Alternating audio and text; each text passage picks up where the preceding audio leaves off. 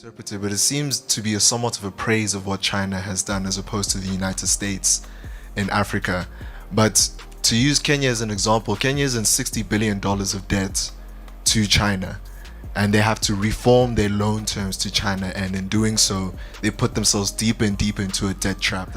So my question to the panel is whether us speaking on the United States and somewhat demonizing the United States, of which they should be demonized, but to almost put China into a light and to put China's neo-colonialism in a light, is that the right way to go?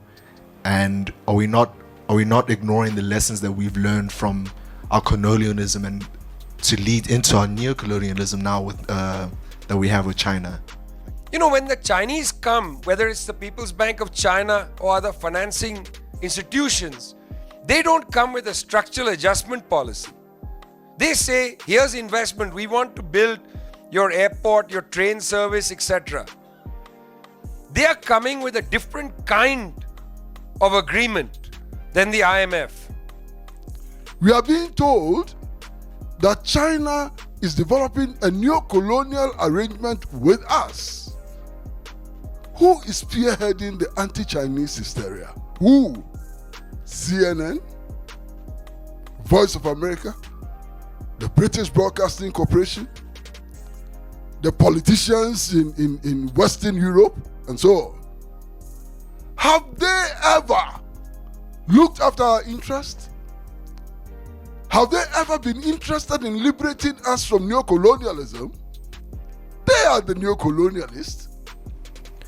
Since when did these people ever care about who exploited us?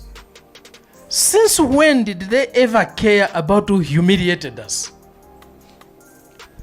Are you sure they really care about China exploiting us? Do they really care about us being humiliated by China? No, comrades. They want us to fight their battle. They have got issues with China, which have got nothing to do with us. One, I agree completely with the other panelists about China. I think if one looks at the terms and conditions that China sets, not only are they far more favorable, but they don't come with any conditionality in terms of the policies of our. So in other words, those are terms that don't affect our sovereignty. I was interested in the Kenya story, so I reported that story, talked to people in the finance ministry and at the airport authority. It's an interesting story, and I can send you what I wrote about it, because most of it is from people in the government who admitted that when they looked at the loan terms for the investment in the airport, many of them didn't read the agreement. It is up to us to ask, what is our agenda? It is up to us to negotiate for better deals. If the Kenyan Airport Authority doesn't even read the agreement, do we believe CNN when they say, oh, they are recolonizing, the Chinese are colonizing? We have to also take responsibility. We can only maximize the benefits we derive from international relations if we stop electing stupid and greedy leaders. Don't blame China. Don't blame China for electing stupid and greedy leaders. China is not responsible for those actions that we take. Since the 1950s, our countries who had their wealth stolen by their colonial rulers had found themselves without capital. British stole 45 trillion sterling between the late 17th century and the late 18th century. Just in that period, 45 trillion sterling. We had to go back to them, borrow the money. We had to borrow money from commercial banks and from the International Monetary Fund.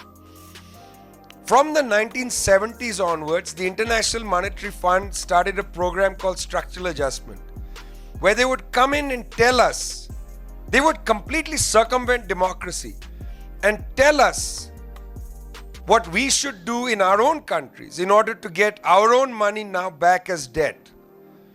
They would tell us, you can't subsidize education, you can't subsidize healthcare, you can't subsidize fuel, you can't deal with hunger eradication and so on. And many of our countries, including on the African continent, till today are in thrall of IMF debt practices. Think about a world without China. We will all be lining up before the IMF and the World Bank. And the IMF and the World Bank will be giving us the same prescriptions. Comrades, the battles with China are not ours, it's their battles. But we are better off with China.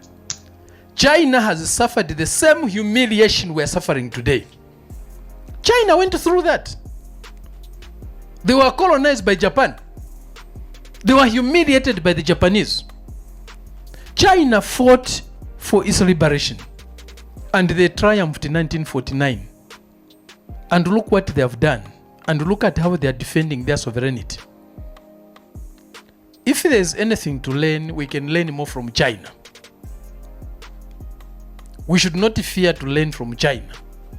Of course, we should be ever vigilant. Ever vigilant. Nobody should abuse us the way they have abused us for centuries. In any case, in all of our struggles as Africans, whether it's against apartheid, or whether it's against colonialism and so on, who has been by our side, who has fought with us, is the Chinese. So we cannot put China and the United States of America on the same level. We cannot.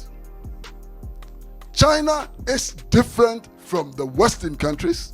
China is different from the capitalist countries, at least from the point of view of our history. They didn't colonize us. They didn't institute apartheid. They didn't support apartheid. That's a difference that we need to recognize. Take advantage of the fact that for the first time in decades, you actually have a choice of where to get investment from. And because you have a choice, you have the ability to demand a better deal. You can't get a better deal if your governments are not able to have a project. That's not something you can then turn around and say, oh my God, we're going to get colonized. So I don't feel that the problem now is what CNN tells us, what the US White House tells us and so on, that there's a project of China colonizing Africa. I think that's nonsense. The issue is, for the first time in decades, we in Asia, Africa, Latin America, even in Europe, have a choice between the International Monetary Fund and the Belt and Road Initiative. Once you're given a choice, you have to develop your project and take advantage of the choice.